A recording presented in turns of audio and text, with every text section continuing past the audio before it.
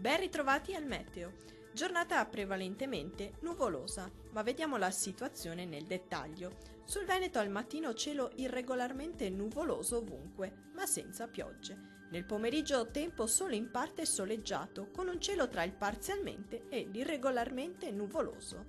Temperature minime tra lo 6 e i 9 gradi, valori massimi oscillanti invece tra gli 8 e gli 11 gradi. Vediamo ora che tempo farà sul Friuli Venezia Giulia. Anche in questo il cielo sarà nuvoloso coperto, con possibile qualche debole pioggia locale, più probabile eventualmente sulla costa. Temperature minime tra i 7 e 9 gradi, valori massimi oscillanti tra i 10 e 11 gradi. Vediamo infine la situazione meteorologica nel Trentino Alto Adige. Su gran parte della provincia condizioni piacevoli con un'alternanza di sole e nuvole su tutti i settori.